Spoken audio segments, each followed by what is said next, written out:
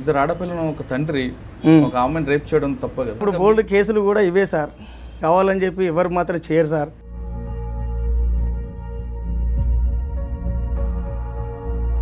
Cooperation లేని కాదు sir ఇది. మీకు ఆమె ఎలా పరిచయం? ఇంటి పక్కనే ఉండేవాళ్ళు, ఇక అనుకోకుండా మీరు ఆమె ఇంట్లోకి ఎందుకు వెళ్ళారు? ఆమె ఇంట్లోకి నేను పోలేదు సార్, ఆమె మా ఇంట్లోకి వస్తుంది సార్. మా ఇంట్లోకి వస్తేనే రేపు జరిగిందని చెప్పి వాళ్ళ ఫాదర్ పెట్టించిండు. ఆమె ఏదో మీ ఇంటికి వచ్చారు కాబట్టి మీ ఇద్దరి మధ్యన సంబంధాన్ని వాళ్ళు చూసి కేసు పెట్టారు మీరు అంటున్నారు. మరి అప్పుడు చెప్పొచ్చు కదా మా ఇద్దరి మధ్యన సంబంధం ఉందని. సార్ ఏ భాషలో చెప్పినా కూడా వినే వాళ్ళు ఉంటారు సార్, మీకు డిపార్ట్మెంట్ గురించి తెలుసు.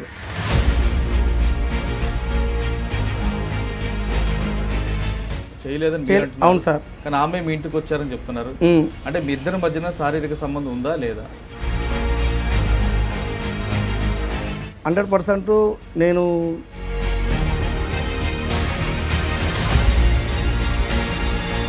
అప్పుడు చాలా కొంచెం అది ఉండేది.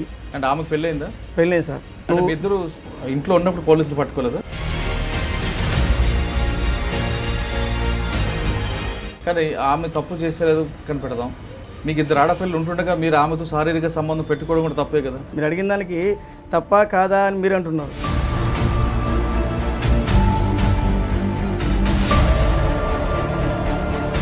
ఇట్లా అని చెప్పి మా వాళ్ళు కూడా బయటికి వెళ్ళిపోయిండు. పోలీస్ స్టేషన్ ఉన్నప్పుడు మీ భార్య పిల్లలు మీ దగ్గరకు వచ్చారా?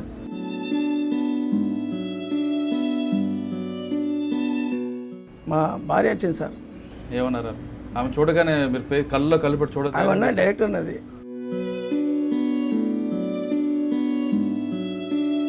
మీరు అన్నారు రాక్షసులు నాట్లోనే రామున్నాయని. కానీ రాక్షసుడు అవ్వకుండా ఉండడానికి వేరే నెక్స్ట్ వచ్చిన జనరేషన్ మీరు ఏం చెప్తారు? కొన్నిటికి జవాబు లేని ప్రశ్నలు ఎత్తాను. మీరు ఒకటి అడిగిందంటే మీరు నేను అన్నదానికి మీరు నాకు రిప్లై చేస్తారని అనుకుంటే ఈ ప్రశ్న నేను వేయబోతున్నాను. వేరే వాళ్ళు కాకుండా ఉండాలంట. అర్ధరాత్రి లోపల ఆడది తిరిగదు అని ఆడది తిరిగే రోజు కావాలి అని చెప్పి గాన్మాత్మ ఉన్నాడు. అది మొగోడు తిరిగిన రోజులు వస్తాయి సార్. అప్పుడైతే మీరు అన్నట్టు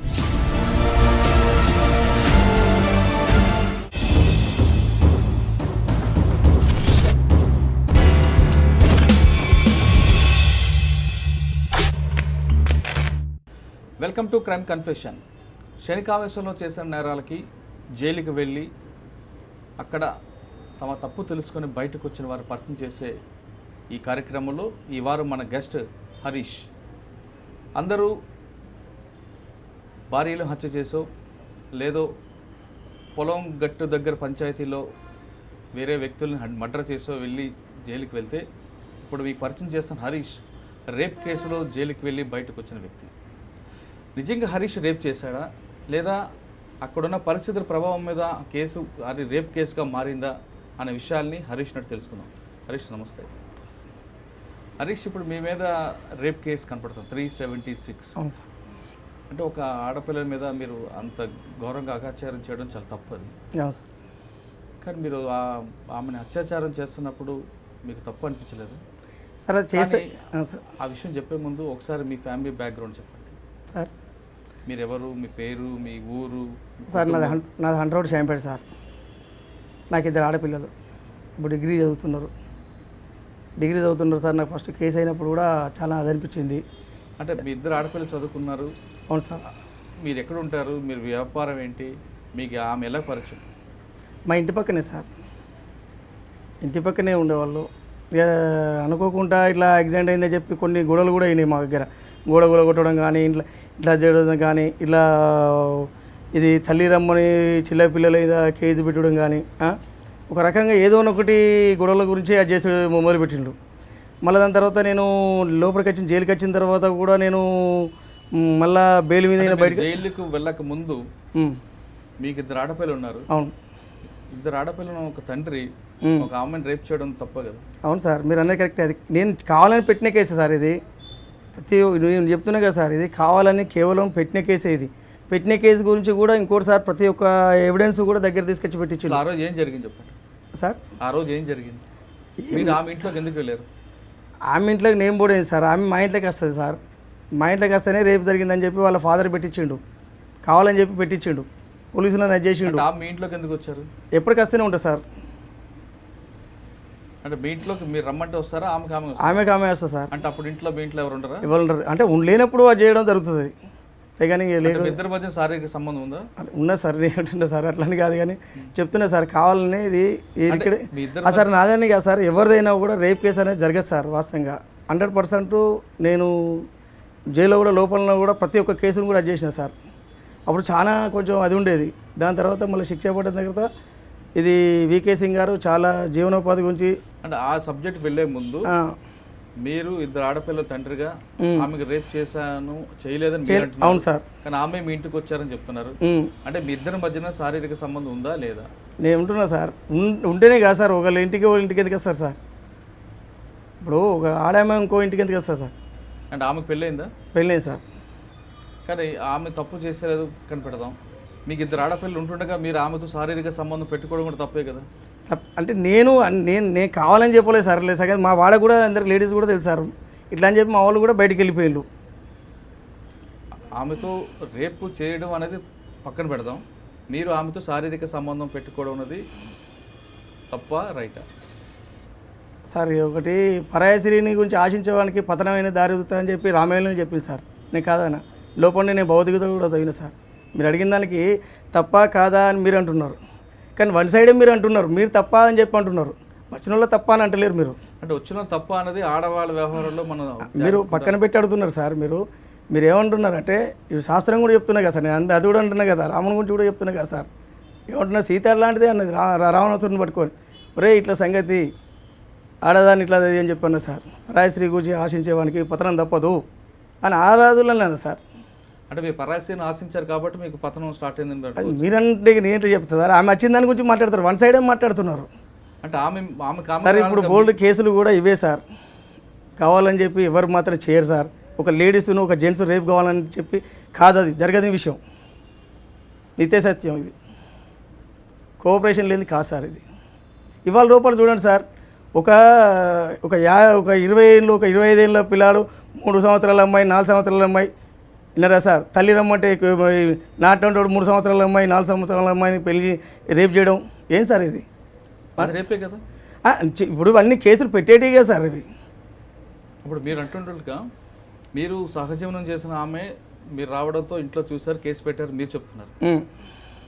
అంటే రెండు వైపులు తప్పు ఉంటేనే అవును సార్ మీరు అంటున్నారు. కానీ కొంతమంది చిన్నపిల్లలు రేపు చేయడం అనేది ఆ చిన్నపిల్లలు ఆడపిల్లలు వెళ్ళరు కదా. కాదు సార్, నేను చెప్తున్నా కదా సార్, ఇది కావాలని చెప్పి ఇప్పుడు ఇళ్ళల్లో కొంచెం పొలాల కడగలో కానీ లేకపోతే ఇళ్ళల్లో కానీ ఇప్పుడు ఏం జరిగే ముందు కూడా ఇప్పుడు ఇళ్ళల్లో గొడవలు జరుగుతూ కూడా నా మా ఆయనని చింపిండు, లేకపోతే వీలు కట్టుకొని చిన్న గొడవలు అయితే మధ్యాహ్నం ఇట్లా ఆగబట్టడానికి పోతే కూడా ఇలా చేసుకున్నాడు. ఇలాంటి న్యూసెన్స్ కేసులు ఎన్నో ఉంటాయి. అంటే అవి ఒక 10% వచ్చి నిజంగా రేపు చేసే వాళ్ళు చాలా మంది ఉన్నారు. అవన్నీ కాదు సార్, ఇవి రేపులు అనేది మాత్రం జరగని విషయం సార్. ఒక లేడీస్ ఒక జెంట్స్ చేయడం అనేది చాలా కాదు. అంటే అటువైపు కోఆపరేషన్ ఉంటేనే జరుగుతుంది సార్. మరి ఇప్పుడు మీకు మనం సొసైటీలో చూస్తున్న కొన్ని కేసుల వ్యవహారాలు ఏమంటారు సార్? అవన్నీ నేను చెప్పేది నాకు తెలిసి అయితే గ్యాంగులు అవి ఉంటే నాకు చెప్పలేవు. వన్ సైడ్ మాత్రం ఒక లేడీస్ను ఒక బలవంతంగా చేయడం అనేది కాదు సార్. అది చిన్నపిల్లల వ్యవహారం చూస్తున్నాం కదా. అవును కరెక్టే సార్ మీరు అనేది. నేను చెప్తున్నా, మీరు అనేది కరెక్టే. సరే నేను చెప్పండి. తెలియదు సార్. ఇప్పుడు నేను వాస్తవంగా చాలా కేసులు పెట్టిన కానీ నాకు ఎంతో ఆదాయం మీద ఉండే లోడ్ పోయి కొత్త జీవితాన్ని నేర్చుకొని వచ్చినట్టు అనిపించింది.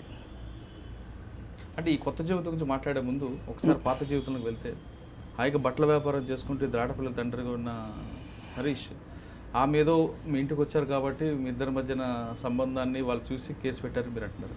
మరి అప్పుడు చెప్పొచ్చు కదా మా ఇద్దరి మధ్యన సంబంధం ఉందని. సార్ ఏ భాషలో చెప్పినా కూడా వినే వాళ్ళు ఉంటారు సార్. మీకు డిపార్ట్మెంట్ గురించి తెలుసు ఉన్నారా సార్? ఇప్పుడు సార్ ఇప్పుడు మీకు తెలిసే ఉంటుంది కొన్ని కేసుల గురించి.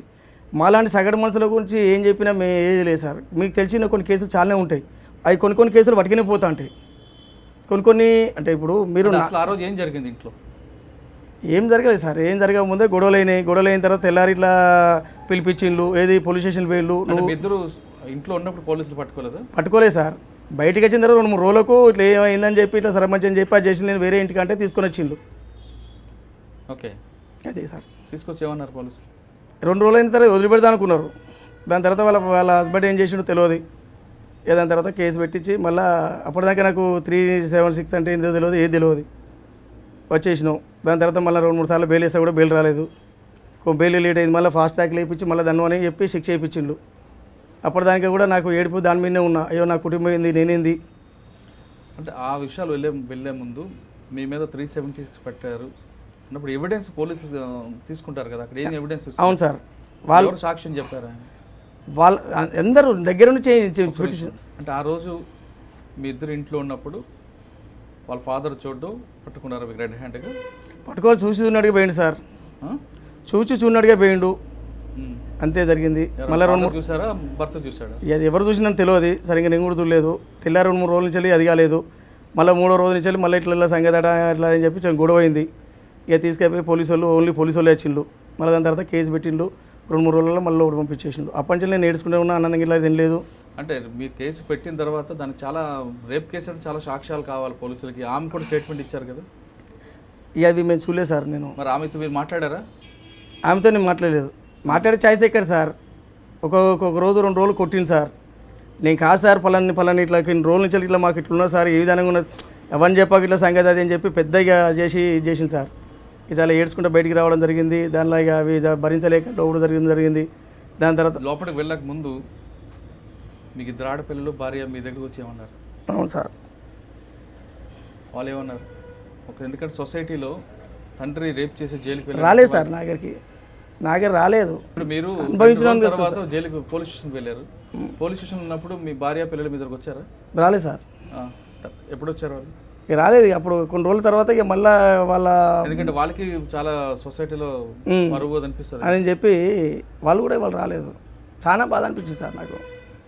వాళ్ళ ఒక విధానం ఏంటిది నాలాగా జరిగే తోళ్ళకు ఎంతమంది ఉన్నారు అనే ఒక భావన కనబడ సార్. అంటే మీ ఆడపిల్లలకు ముందు మీ తండ్రిగా మీకు వాళ్ళు చూడాలని అనిపించింది? నేను ఏమంటున్నా సార్, అలా అనిపించిందని చెప్తున్నా కదా సార్. నేను చాలా నేను ఏడ్చిన రోజులున్నాయి, అనుభవించిన రోజులున్నాయి. లేట్గా బెయిల్ రావడం గురించి అనిపించింది. ఒక్కసారి ఆ రేప్ కేసులో జైలుకి వెళ్ళిన తర్వాత మొదటిసారి ములాఖాతులో మీ పిల్లలు మీ భార్య వచ్చినప్పుడు ఏమనిపించింది? మా భార్య వచ్చింది సార్. ఏమన్నారా?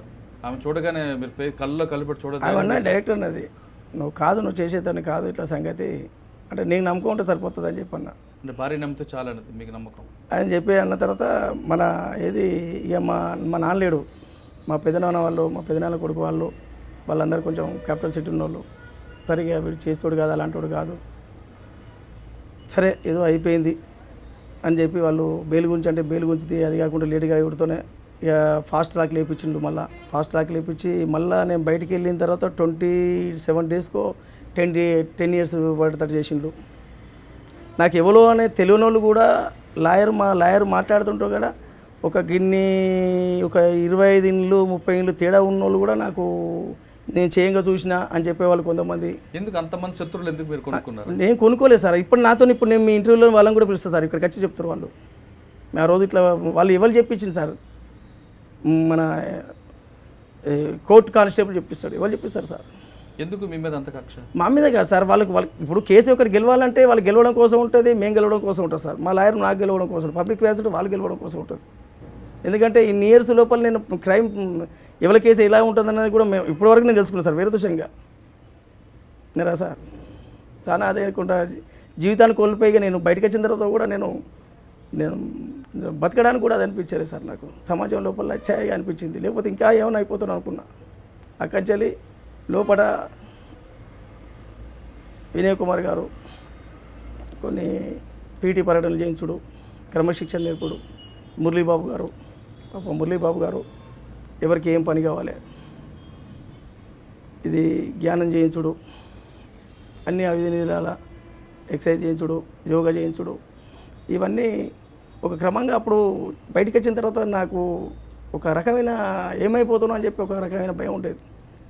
కానీ 5 years మళ్ళీ కోర్టు నుంచి అయిపోయిన తర్వాత లోపల భౌతికత చదివాను సార్. గుళ్ళో పూజలు చేసేవాడిని. వినాయకులు పెట్టిందంటే నేనే అయ్యగారును. ప్రతి పూజ చేసినా కూడా నేనే పోలే. అలాంటి ఒక రాక్షసులాగా ఉండి ఒక రాములాగా తయారైన అనుకుంటే సరిపోతుంది. ఇక వచ్చుడితో లోపంచెలు నాకు నువ్వు సపోర్ట్తో మారినావు, చాలా మంచివి.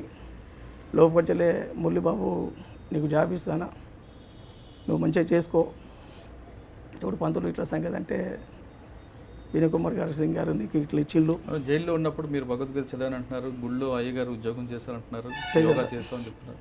అప్పుడులో మీ అంటే రాక్షసుడుగా ఉన్న హరీష్ రాముడుగా మారారని మీరు సర్టిఫికేట్ ఇచ్చుకుంటున్నారు. ఆ టైంలో చేసిన తప్పు గురించి ఏమైనా మీరు పశ్చాత్తపడ్డారా? నేను చెప్తున్నా కదా సార్, వాస్తవంగా నాలాంటి వాళ్ళు చాలామంది ఇది అన్యాయ కేసులలో అదైపోతానన్న ఉద్దేశం మీదనే భావిస్తున్నా సార్, నేను ఉద్దేశం కాదు. కానీ ఇప్పుడు కూడా మీ కేసు తప్పని అనుకో కాదు సార్, నేను చెప్తున్నా కదా సార్, నేను సారిగా ఒకటి నేను ఒక్కోసారి అనుకుంటా భగవంతుడు ఇలా రాసిండు, సరే అది అనుభవించక తప్పదు అని తృప్తిపడతా. ఎందుకంటే ఇప్పుడు ఎవరైనా కూడా ఇప్పుడు నా దగ్గరికి ఎంతోమంది వస్తారు సార్, కొన్ని వందల మంది పెట్రోల్ కొట్టుకున్నాక వస్తారు.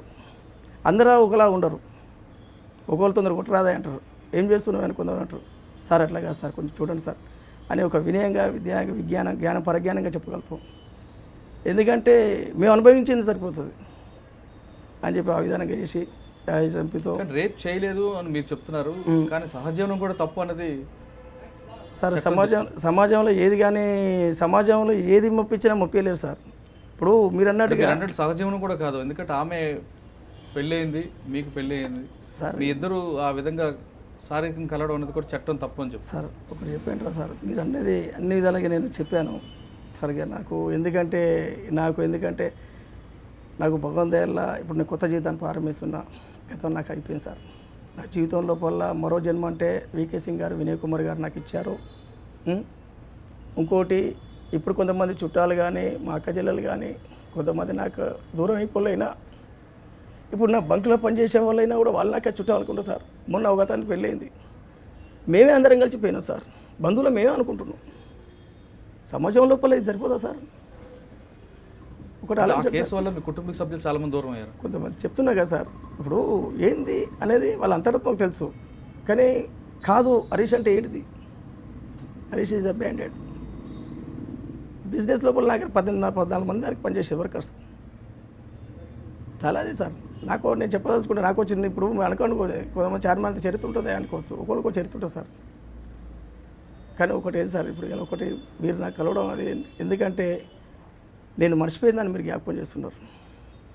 అంటే మర్చిపోయింది జ్ఞాపకం చేసి మిమ్మల్ని బాధ పెట్టాలని ఉద్దేశం నాకు అలాగే సార్. ఒకటి చెప్పేంటారా సార్, ఇప్పుడు ఎలా బాగుపడుతున్నారో ఇంకా మంచిగా బాగుపడండి అనేది మాకు మా సార్ ఇప్పటికైనా చెప్తారు.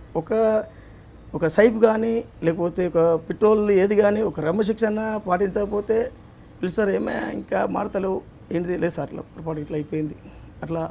ఇప్పటికి మేము దాన్ని అడిగిన ఒక రకంగా మేము దీనిలో మా బంకు మాకు ఒక ఆస్తికి ఇదే, మాది ఆఫీస్ ఇదే, మాకు ఇదే. వినయ్ కుమార్ గారు మాకు ఇచ్చిండు. అప్పుడప్పుడు మురళీబాబు గారు కూడా వచ్చి మాకు సార్ బాబు అంత మంచిగా సార్ మంచిగా చేసుకున్నాను, హ్యాపీగా చేసుకున్నాను సార్ అని ఇట్లా మాకు కూడా వస్తుంది సార్. మాకు ఈ కేసు నుంచి మీరు బయటకు వచ్చిన తర్వాత ఒకవేళ ఈ ఆధారంగానే కల్పించకపోతే జైలు అధికారులు, మీరు ఆల్రెడీ రేపిస్ట్ అని మీకు బయట సొసైటీ ముద్ర వేసింది కాబట్టి జైలు అధికారులు మీకు ఇటువంటి ఉద్యోగం కల్పించకపోతే మీ పరిస్థితి ఏ విధంగా ఉంటుంది? కొంతమంది ఏమైపోవాలో అంటే చాలామంది నాకు అక్కడ లోపల నేను ఈ యొక్క లోపల క్రమశిక్షణ అనేది నేర్పకపోతే మాత్రం చాలామంది తయారైపోవు సార్. ఈ పీటీ పర్యటన అని కానీ, ధ్యానం అని కానీ, యోగా అని కానీ, ఈ మురళీబాబు ప్రవేశనాధికారి మురళీబాబు గారు కానీ, జైలర్స్ ఉంటారు శ్రీనివాసరావు గారు. ప్రశ్న సార్ చెప్పండి, నేను అనేది అదే ఏమైపోతారనే సంగతి చెప్తున్నా సార్. గవర్నమెంట్ అదే సార్ కల్పించకపోతే కూడా అలా బయట మళ్ళీ ఏం చేయకుండా అలా లోపల అంత ప్రవర్తన మారుస్తున్నారు సార్. ఆ ప్రవర్తన మారిన తర్వాత కూడా బయటకు వచ్చిన తర్వాత కూడా ఏదన్నా ఒకటి చేసుకునే అవకాశం కల్పించేటట్టు లోపల తయారు చేస్తున్నారు. విన్నారా సార్? ఒక మృగం లాంటి వాళ్ళని కూడా ఒక సాధు జంతువులాగా తయారు చేయడానికి వాళ్ళు చాలా కృషి చేస్తారు. జైలు నుంచి బయటకు వచ్చిన తర్వాత మీకు మీ గ్రామంలో మీకు ఎలాగా చూసారు జనాలు? అనవసరమైన కేసులో పోయినావు కదా, ఏం తప్పలేదు కదా అని చాలామంది అన్నారు. కొంతమంది అయ్యో అనవసరంగా ముండ నీ మీద కేసు పెట్టిందని చెప్పి కొంతమంది అన్నారు. అని ఒక విధానంగా పిల్లల పరిస్థితి, పిల్లలు డిగ్రీ చదువుతున్నారు సార్. వాళ్ళు ఎలాగో ఎలా బాధపడ్డారు? బాధపడండి ఏం లేదు సరిగా. అప్పుడు మేము చెప్పుకోగట్టుగా డాడీ ఏదో అయిపోయింది ఒక కళ అనుకో, ఇప్పుడు ఎందుకంటే డిగ్రీ ఫైనల్ అయిపోయినాయి కాబట్టి వాళ్ళు కూడా అంటే పిల్లలు భారీ సపోర్ట్ ఉంది కాబట్టి మీకు ఆ ధైర్యం ఎక్కువ. ఫైనల్గా చెప్పండి హరీష్ గారు, మీకు చెప్తున్న వ్యవహారంలో తెలుసో తెలియకో జరిగింది. మీరు అన్నారు రాక్షసులు నాటువంటి రాముడు అయ్యానని, కానీ రాక్షసుడు అవ్వకుండా ఉండడానికి వేరే నెక్స్ట్ వచ్చిన జనరేషన్ మీరు ఏం చెప్తారు సార్? నేను అన్నదానికే మళ్ళీ మీరు కొన్నిటికి జవాబు లేని ప్రశ్నలు ఇస్తాను. మీరు ఒకటి అడిగిందంటే మీరు నేను అన్నదానికి మీరు నాకు రిప్లై ఇస్తారని అనుకుంటే ఈ ప్రశ్నలు నేను వేయబోతున్నాను. నేను లోపల నేర్చుకునే దాని గురించి నేను ముందే చెప్పాను సార్. ఎవరు మీలాగా జరగకుండా ఉండాలంటే ఏం చెప్పబోతున్నారు అన్న? నాలాగా వేరే వాళ్ళు కాకుండా ఉండాలంటే సార్ ఎవరు చెప్పంటారా సార్? నాలాగా జరగకుండా ఉండాలంటే అర్ధరాత్రి లోపల ఆడది తిరగదు అని, ఆడది తిరిగే రోజు కావాలి అని చెప్పి గాంధమాత్మ ఉన్నాడు. అది మొగోడు తిరిగిన రోజులు వస్తాయి సార్. అప్పుడైతే మీరు అన్నట్టు అవుతుంది. Priya sir, hello sir. Harish మాటల్లో చాలా స్పష్టంగా చెప్తున్నారు, అది తెలుసో తెలియకో క్షణికావేశంలో జరిగింది, కానీ తర్వాత జరిగిన పరిణామాలకి నేను నా కుటుంబం తీవ్ర మానసిక గురయ్యాం. కానీ ఒక రాక్షసుడిగా ఉండే నేను రాముడిగా మారాను, కొత్త జీవితాన్ని ప్రారంభించాను, ఇప్పుడు గతం మర్చిపోతున్నానంటే చాలా స్పష్టంగా చెప్తున్నారు. ఇకపై తనలాంటి వాళ్ళు కాకుండా ఉండాలంటే అతను కూడా ఒక మెసేజ్ ఇచ్చారు. ఇది ఈ వారం హరీష్తో ఇంటర్వ్యూ. వచ్చే వారం మరో గెస్ట్తో మళ్ళీ కలుద్దాం. అంతవరకు నమస్కారం. For more videos, subscribe to iDream. And loads of fun entertainment and content, do watch iDreams. Do subscribe iDream Media. దయచేసి ఐ డ్రీమ్స్కి మీరు సబ్స్క్రైబ్ చేయాల్సిందిగా నేను కోరుతున్నాను. I am Dr. Nayak, DT Nayak. For more videos, please subscribe to iDream. Please subscribe iDream News. Please subscribe iDream. Please subscribe iDreams. మీరు చూస్తున్నారు iDream News.